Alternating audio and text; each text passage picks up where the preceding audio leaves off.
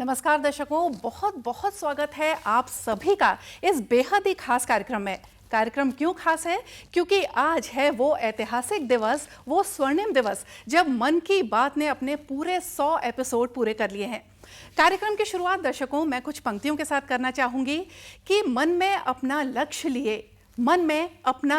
लिए, मंजिल अपनी प्रत्यक्ष लिए, हम तोड़ देंगे जंजीरों को, मिटा देंगे तस्वीरों को और लिख देंगे नई तकदीरों को, क्योंकि अंबर नया बनाना है, नया सूरज उगाना है, नया भारत बनाना है, नया भारत बनाना है। और इसी सपने को लेकर साथियों हमारे माननीय प्रधानमंत्री श्री मोदी जी ने शुरुआत की थी मन की बात की।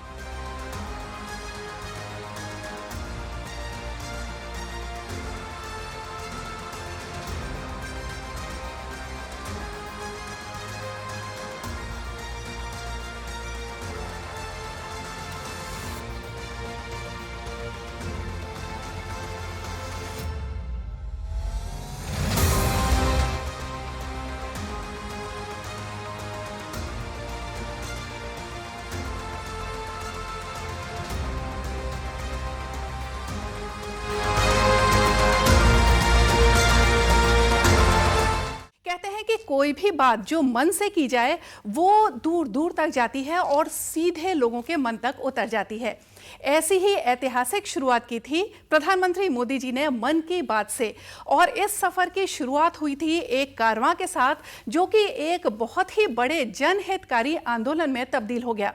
क्या जादू है इस मन की बात का?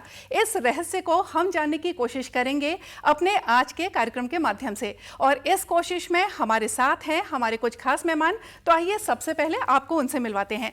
आप हैं श्री अशोक बजाज जी, आप रेडियो श्रोता संघ के संयोजक हैं और साथ में जिला पंचायत के पूर्व अध्यक्ष भी रह चुके हैं। और आप हैं श्री राहुल तिवारी जी, आप पत्रकारिता पढ़ाते हैं, असिस्टेंट प्रोफेसर हैं अग्रसेन महाविद्यालय में। तो आप दोनों का बहुत ही खास अभिनंदन है और स्वागत है इस खास कार्यक्रम में। अशोक बजाज जी, जिस ऐतिहासिक सफर की शुरुआत हुई थी 3 अक्टूबर 2014 से, वो अब चलते चलते एक बहुत बड़ा जनहित आंदोलन बन गया है। तो इतने एपिसोड्स के सफर को आप किस तरीके से देखते हैं? नहीं, सारे एपिसोड सुनने के बाद तो यही लगता है कि मन की बात जो होती है उससे देश को बहुत फायदा हो रहा है। बिल्कुल। विशेषकर सामाजिक सरोकार से जुड़े विषयों को लोग जब सुनते हैं तो उन्हें अपनाते हैं। कई उनके जो बातें हैं, कही गई बातें हैं मन की बात में, वो जन आंदोलन का रूप ली। स्वच्छता के बारे में उन्होंने कहा, आज वो जन आंदोलन का रूप ले लिया। कुपोषण के बारे में उन्होंने अपील की, कुपोषण मुक्त करना है, ये भी एक आंदोलन बन गया। जल संरक्षण भी एक आंदोलन बना। यानी उनकी जो मार्मिक अपील है, इतने प्रभावी ढंग से अपनी बात को रखते हैं कि वो जनता के दिल तक जाती है। बिल्कुल। मैं खादी के बारे में जिक्र करूंगा। उन्होंने पहले ही एपिसोड में खादी का जिक्र किया कि हमें कम से कम एक वस्त्र घर का खादी का होना चाहिए। उसका ये असर हुआ कि घरों घर अब खादी की खपत होने लगी, खादी का इस्तेमाल होने लगा, और कई जो बंद पड़ी मिलें थी खादी के, वो फिर से चालू हो गई। मिल तो नहीं कह सकते अपन, कई जो बंद पड़ी जो कारखाने थे वो अब चालू हो गए और खादी के प्रति युवा वर्ग का रुझान बढ़ा है। तो किसी भी विषय पर ध्यान आकर्षण करने के लिए, लोगों तक उसका प्रभाव डालने के लिए जो प्रधानमंत्री का संबोधन होता है वो मेरे ख्याल से अपने आप में काफी होता है। इसकी सफलता के पीछे क्या राज है राहुल जी? मेरा ऐसा मानना है कि हम पत्रकारिता में की जब हम बात करते हैं, उनके हम सिद्धांतों की बात करते हैं, तो हम देखते हैं एक धारणीकरण का एक सिद्धांत है। इस आधार पर आप ऐसे विषय वस्तुओं का चयन करते हैं जिन्हें आप धारण करें और उनके आधार पर एक बहुत बड़े जनमानस को आप आसानी से प्रभावित कर सकते हैं। दूसरी महत्वपूर्ण बात, प्रधानमंत्री नरेंद्र मोदी जी ने जितने भी महत्वपूर्ण विषयों को मन की बात के माध्यम से, रेडियो के माध्यम से जो रखा, वो कहीं ना कहीं हर व्यक्ति के मन की बात थी। बिल्कुल। जिसका संचार हमारे एक बहुत ही आकर्षक संचारक माननीय श्री प्रधानमंत्री जी ने किया उसे बहुत बेहतर ढंग से। राहुल जी, जैसा कि आपने बोला कि जो हमारे प्रधानमंत्री हैं वो उनकी भाषण कला का जो कौशल है वो तो मेरे ख्याल से पूरी दुनिया उसका लोहा मानती है कि जिस तरीके से वो एक साधारण सी बात लोगों के मन में उतार देते हैं तो वो अपने आप में एक सीखने लायक चीज़ है। अशोक जी, क्या जादू, इस जादू का क्या रहस्य है जो प्रधानमंत्री एक बात बोलते हैं और लोग उसको मान लेते हैं, एक पूरा आंदोलन चल पड़ता है, तो इसके पीछे क्या रहस्य है? देखिए, माननीय प्रधानमंत्री जी जब मन की बात कहते हैं तो बहुत ही सरल सहज रूप से स्वाभाविक बात करते हैं। बिल्कुल। और ऐसा लगता है कि घर के बच्चों को कोई पालक जो है नसीहत दे रहा है, जी जी जी, किसी बात के लिए आगाह कर रहा है, किसी काम के लिए प्रेरित कर रहा है, इस प्रकार का आभास होता है। यानी उनमें एक अभिभावक की छवि सबको दिखाई देती है, उनमें जबरदस्त अपीलिंग पावर है। बिल्कुल। वो जिस बात की अपील करते हैं उसको पूरा देश मानता है और शायद अब दुनिया के लोग मानने लगे हैं। यानी अद्भुत कला है उनके पास बोलने की। उनकी कंठ में सरस्वती जी विराजमान है और बुद्धि भी में गणेश जी विराजमान है, बिल्कुल। और उनके कर्म में स्वयं विश्वकर्मा जी विराजमान है, ऐसा हमें महसूस होता है। जी, बहुत ही सुंदर आपने जिस तरीके से उल्लेख किया।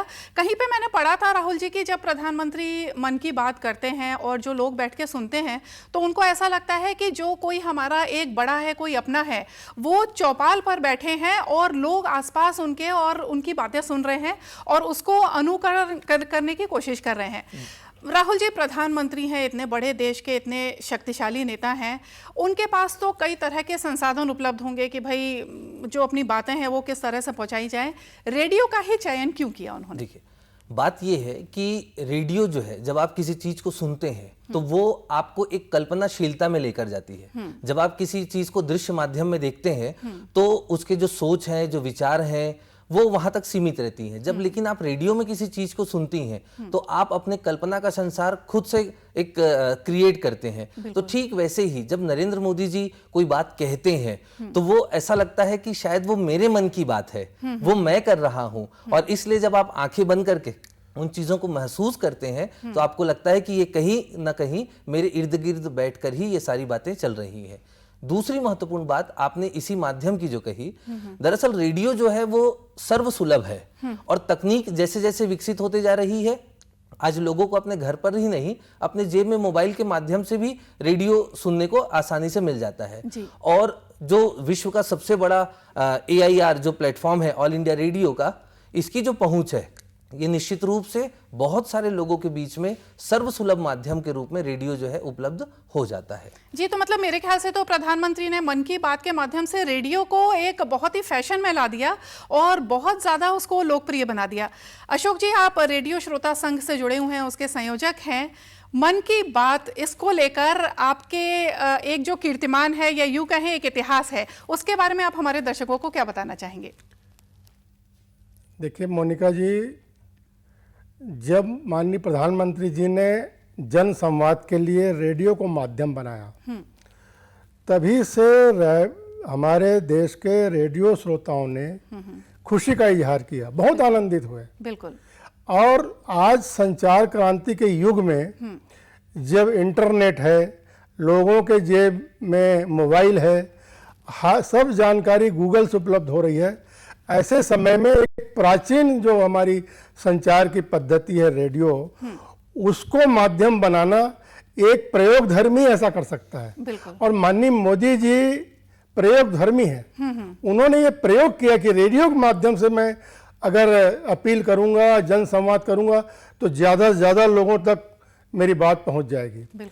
और रेडियो की जो पहुंच है वो सुदूर गांव, वनांचल और पहाड़ों में बहुत दूर तक है। इनके तरंगों से लोग पहुंचते, जहां अन्य साधन सुविधा नहीं है वहां पर रेडियो के माध्यम से आसानी से लोग संचार करते हैं और सूचना प्राप्त करते हैं।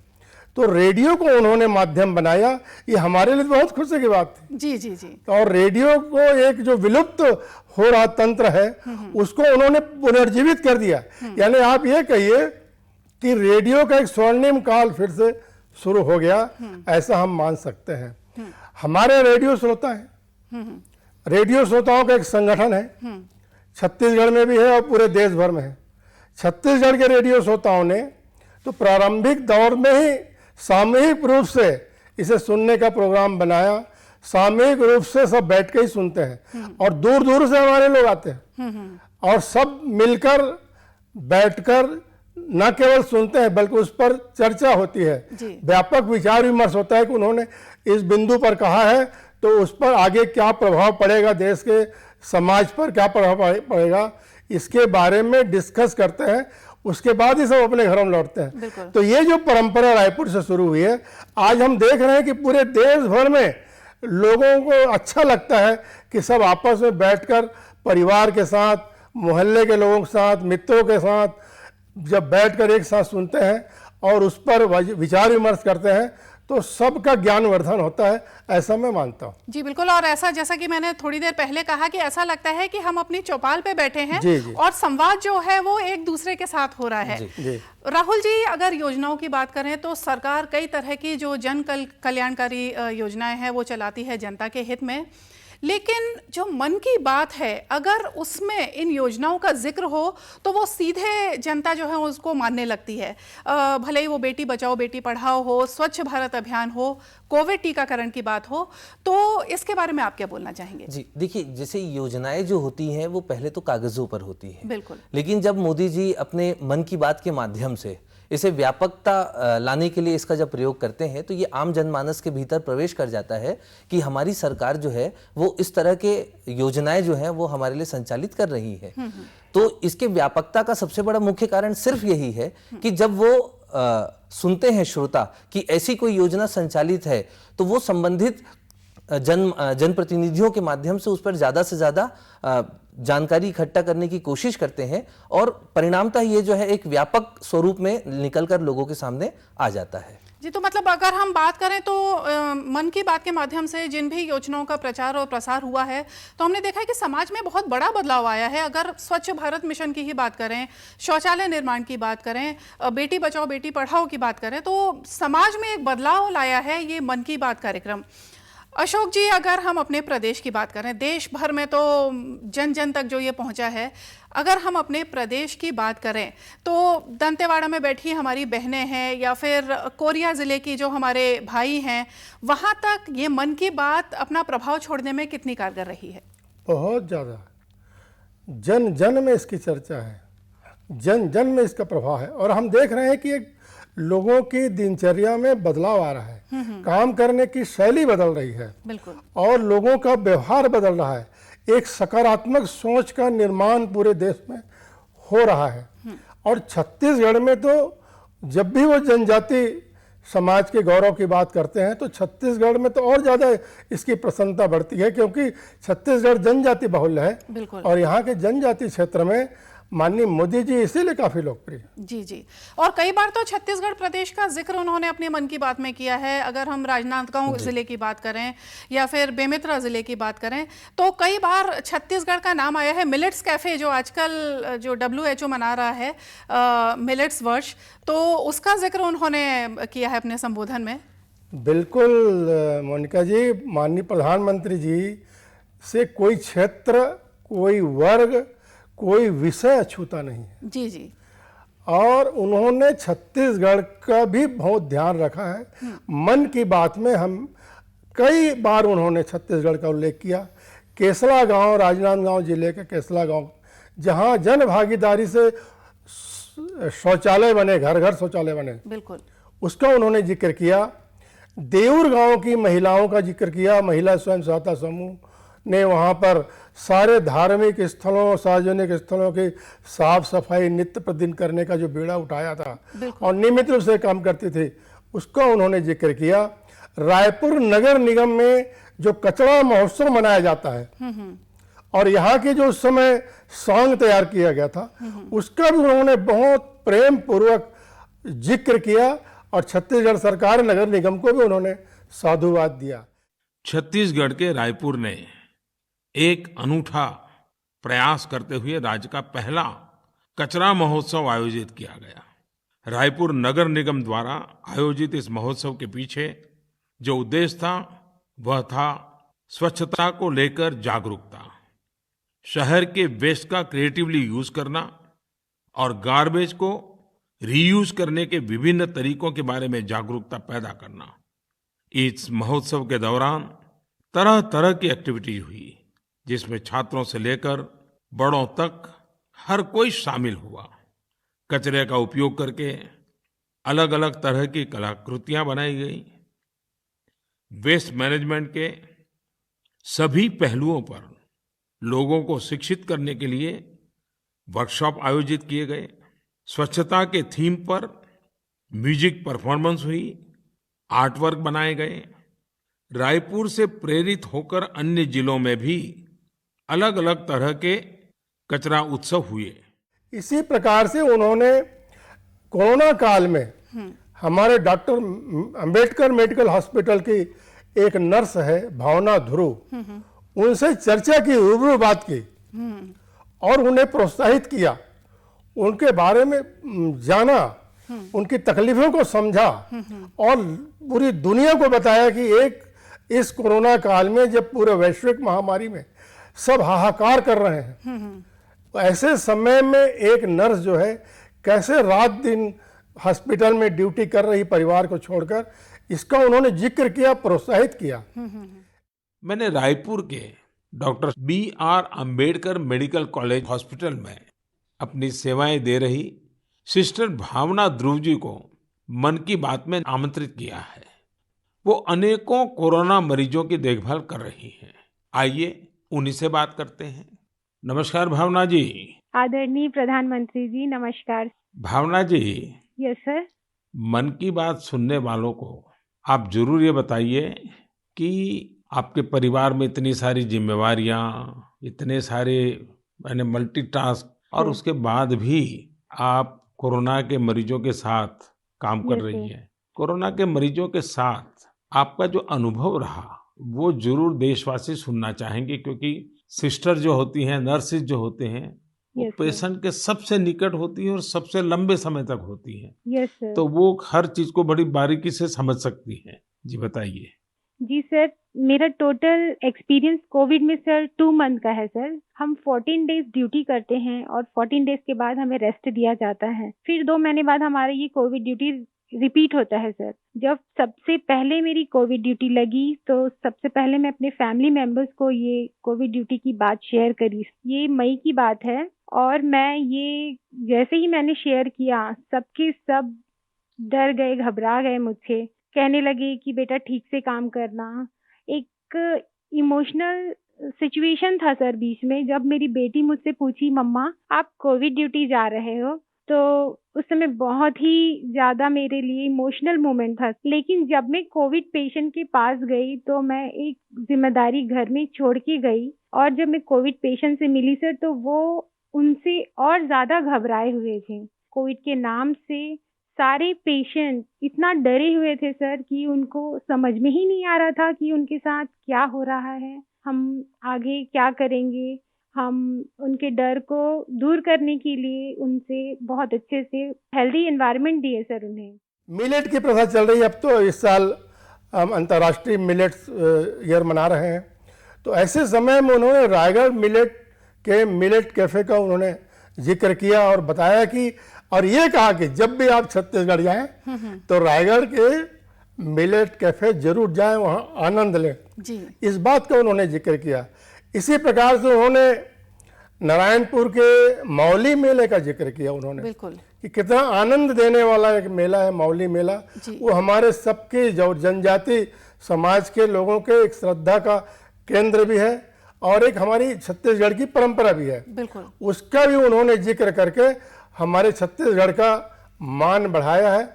ऐसे और भी कई अवसर आए हैं जब वो छत्तीसगढ़ जिक्र किए, लेकिन चूंकि जब रायपुर की बात आती है तो स्वामी विवेकानंद जी ने कुछ दिन यहाँ गुजारे हैं, इसलिए इनका भी उन्होंने जिक्र किया।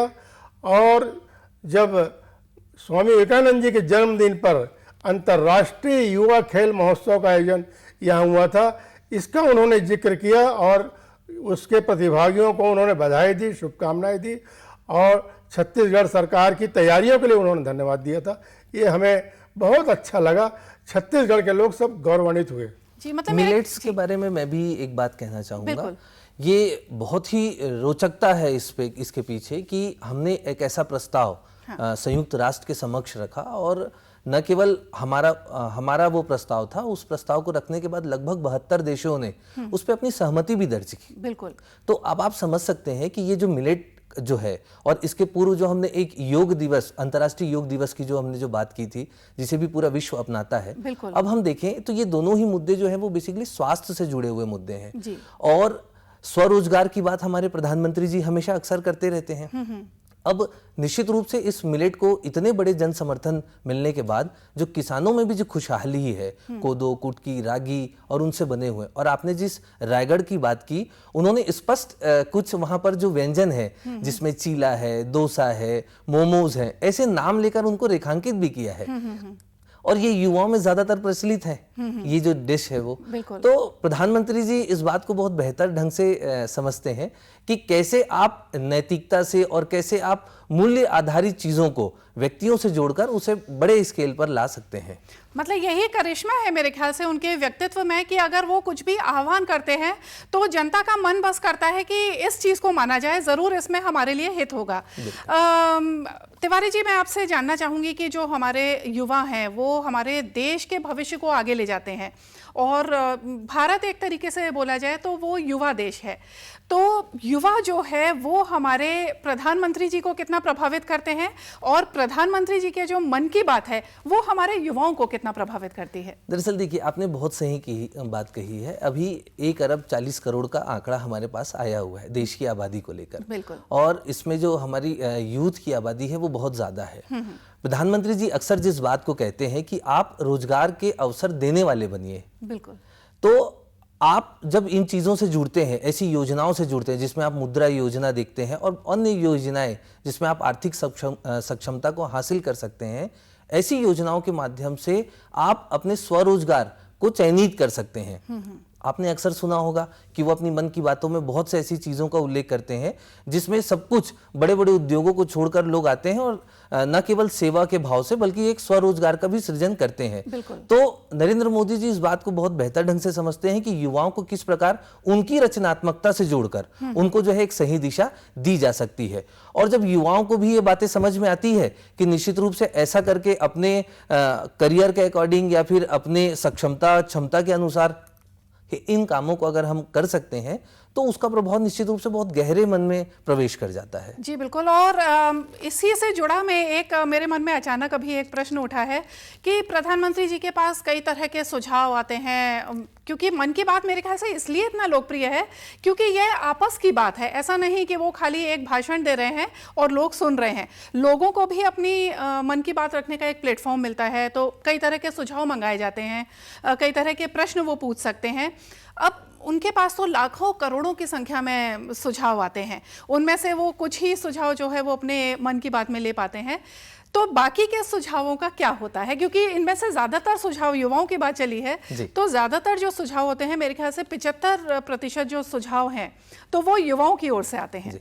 मुझे ऐसा लगता है कि ये जो सुझाव वो जो अपने मन की बात में लेकर आते हैं वो हर व्यक्ति के व्यक्तित्व और कृतित्व की बातें होती हैं। और मुझे ऐसा लगता है कि वो जो व्यक्तित्व और कृतित्व है, जब उनका उल्लेख हम आम जनमानसों के बीच में भी करते हैं, हम देखते हैं कि किसी ने अपनी पूरी पेंशन एक बच्ची की शिक्षा में लगा दिया, किसी ने अपना पूरा समय किसी परिवार को दे दिया या दुर्घटना में जनित जो पीड़ित हैं उनके लिए दे दिया। तो जब हम इस तरह से देखते हैं तो ये व्यक्तित्व और कृतित्व की ही बात है। अब रही बात जो आपका प्रश्न रहा कि बहुत सी योजनाएं जो आती हैं, जो सुझाव आते हैं, उनका क्या किया जाता होगा, तो मुझे ऐसा लगता है कि हमारे प्रधानमंत्री नरेंद्र मोदी जी काफी संवेदनशील हैं अन्य पत्रों को लेकर भी, जिन पत्रों को वो अपने मन की बात में शामिल नहीं कर पाए हैं। तो मेरा ऐसा मानना है या मुझे ऐसा लगता है ज्यादातर कि वो संबंधित योजनाएं, जो उनके जो सुझाव होते हैं, उन्हें संबंधित विभागों को प्रेषित कर देते हैं और उस पर निश्चित रूप से वो फीडबैक भी लेते होंगे, ये मेरा ऐसा मानना है। जी, ये तो बहुत अच्छी बात आपने बताई। अशोक जी, आपने जो कार्यक्रम से पहले हमारी चर्चा हो रही थी उसमें आपने एक उल्लेख किया था कि आपने अब तक जितने भी एपिसोड प्रसारित हुए हैं वो सारे एक एक एपिसोड सुने हैं, तो अगर मैं आपसे पूछूं कि कौन से एपिसोड ने आपके जहन पर सबसे ज्यादा प्रभाव डाला, तो आप हमें क्या बताना चाहेंगे? बहुत मुश्किल काम है मोनिका जी इस प्रश्न का जवाब देना, क्योंकि सारे एपिसोड एक से बढ़कर एक हैं, अलग अलग विषय। कोई ऐसा विषय नहीं है जो मोदी जी के लिए से छूता हो, सारे विषय उन्होंने कहा। लेकिन अपने तीसरे एपिसोड में जब उन्होंने नौजवानों को ड्रग्स से दूर रहने की अपील की, बिल्कुल, नशा पान से मुक्त करने की अपील की और एक ऐसा सामान्य जीवन जीने की अपील की उन्होंने, तो बहुत मार्मिक करने वाली बात उन्होंने कही थी। ये बहुत अच्छा लगा था। लेकिन इसके साथ मैं जिक्र करूंगा कि लता जी के साथ उनकी जो बात रिकॉर्डिंग हुई थी उसे भी सुनाया गया था और लता जी से उन्होंने बहुत ही मार्मिक रूप से बात की थी। और ऐसा जैसे माता और पुत्र एक दूसरे से बात करते हैं इस प्रकार की, या भाई बहन जिस प्रकार से बात करते हैं इस प्रकार से उन्होंने लता जी से बात की थी। और लता जी ने भी पुत्रवत उनसे बात की थी। और लता जी ने तो जिक्र भी किया था, उनकी माता जी का जिक्र करके कहा था कि मैं उनसे मिलने नहीं जा सकी हूँ, लेकिन मैंने उनको संदेश भेजा था।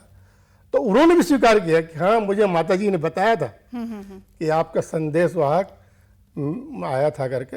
तो इस प्रकार वो बहुत, जब माननीय प्रधानमंत्री जी मन की बात कहते हैं ना, तो एक प्रधानमंत्री नहीं होते हैं जी, एक गार्जियन होते हैं जी, और कोई बात जो सरकार की योजनाओं के बारे में, जैसे राहुल जी बता रहे थे, मन की बात में किसी विषय पर कोई निर्देश नहीं देते, सामान्य ढंग से कहते हैं कि मैं अपनी सरकार से आग्रह करूंगा, मैं सरकार के अधिकारियों से अपेक्षा करूंगा या मैं सरकार तक ये बात ध्यान में लाऊंगा। इस प्रकार के शब्दों का, वाक्यों का उपयोग करते हैं और सहज रूप से कहते हैं। लेकिन लोगों से, भारत की जनता से उन्हें काफ़ी अपेक्षाएं हैं जी। और मेरे ख्याल से यही जादू है, यही करिश्मा है मन की बात का, कि अगर कोई आपको उपदेश दे तो आप थोड़ा सा मानने में उसको परहेज करेंगे, मगर अगर कोई मन की बात अपना मन खोल के आपके सामने रख दे तो फिर आपका मन करता है कि नहीं, इसमें ज़रूर कोई गहरी बात छुपी है, तो क्यों ना इसको मान लिया जाए।